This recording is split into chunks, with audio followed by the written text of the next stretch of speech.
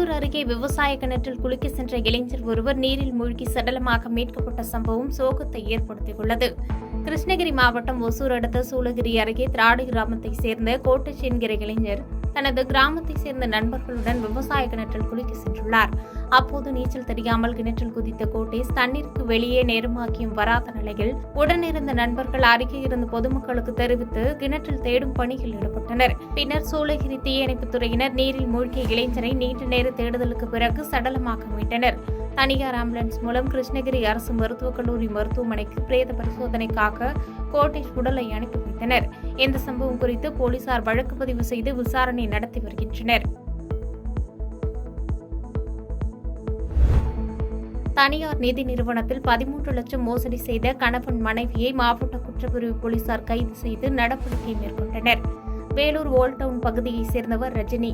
இவர் வேலூர் காந்தி ரோட்டில் உள்ள தனியார் நிதி நிறுவனத்தில் வீடு கட்டுவதற்காக கடனுதவி வழங்கும் பிரிவில் பணிபுரிந்து வருகிறார். இந்த நிறுவனத்தில் வீடு கட்டுவதற்காக கடன் வாங்கிய நபர்களிடம் மாதந்தோறும் குறிப்பிட்ட தொகை மற்றும் வட்டியை ரஜினி வசூல் செய்துள்ளார். அதில் 14 பேரிடம் கடந்த ஆண்டு ஜூன் மாதம் முதல் நவம்பர் மாதம் வரை 13,12,884 ரூபாயை வசூலித்து அதனை நிதி நிறுவனத்தில் செலுத்தவில்லை. இந்த நிலையில் அந்த 14 பேரிடமும் 5 மாதத்திற்கான பணத்தை வட்டியுடன் செலுத்தும்படி அதே நிறுவனத்தில் பணிபுரியும் மற்ற ஊழியர்கள் கூறியுள்ளனர். அப்பொழுது அவர்கள் அந்த பணத்தை ஏற்கனவே ரஜினி வசூல் செய்துவிட்டதாக தெரிவித்தனர். அதனையடுத்து அவர் அங்குள்ள ஆவணங்களை சோதனை செய்தபொழுது 14 பேரிடமும் வசூலித்த பணத்தை ரஜினி செலுத்தாமல் மோசடி செய்தது தெரியவந்தது. இதுகுறித்து நிறுவன மேலாளர் கிரண்குமார் வேலூர் மாவட்ட எஸ்பி அலுவலகத்தில் மனு அளித்தார். அதன் பேரில் உரிய நடவடிக்கை எடுக்கும்படி வேலூர் எஸ்பி மணிவண்ணன் மாவட்ட குற்றப்பிரிவு போலீசாருக்கு உத்தரவிட்டார். குற்றப்பிரிவு டிஎஸ்பி சாரதி மேற்பார்வையில் ஆய்வாளர் காந்திமதி வழக்கு பதிவு செய்து விசாரணை மேற்கொண்டார். அதில் 14 பேரிடமும் வசூலித்த 13,12,884 ரூபாயை நிதி நிறுவனத்தில் செலுத்தாமல் ரஜினி மோசடி செய்ததும் அதற்கு அவருடைய மனைவி பாக்கியலட்சுமி உடந்தையாக இருந்ததும் உறுதியானது. இதனையடுத்து மோசடியில் ஈடுபட்ட கணவன் மனைவியை மாவட்ட குற்றப்பிரிவு போலீசார் கைது செய்து நீதிமன்றத்தில் ஆஜர்படுத்தி சிறையில் அடைத்தனர். வேலூரில் 3 கிலோ கஞ்சாவை பறிமுதல் செய்த போலீசார் ஆந்திர மாநில வாலிபரை கைது செய்து நடவடிக்கை மேற்கொண்டனர்.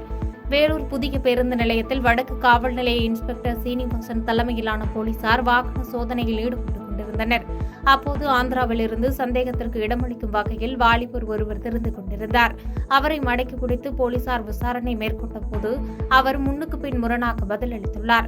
அவரிடம் இருந்த உடைமையை போலீசார் சோதனை செய்தனர். அப்பொழுது அதில் 30,000 மதிப்புள்ள 3 கிலோ எடை கொண்ட கஞ்சா இருப்பது தெரியவந்தது. மேலும் அந்த வாலிபரிடம் மேற்கொண்ட தொடர் விசாரணையில் அவர் ஆந்திரா மாநிலம் குண்டூர் பகுதியைச் சேர்ந்த போடுலா வெங்கடேஷ் என்பது தெரியவந்தது. இதுகுறித்து வேலூர் வடக்கு காவல் நிலைய இன்ஸ்பெக்டர் சீனிவாசன் வழக்கு பதிவு செய்து நீதிமன்றத்தில் அவரை ஆஜர்படுத்தி சிறையில் அடைத்தனர். ஊத்தங்கரை அருகே பள்ளி மாணவி விவசாய கிணற்றில் தவறி விழுந்து உயிரிழந்த சம்பவம் அப்பகுதியில் சோகத்தை ஏற்படுத்தியுள்ளது.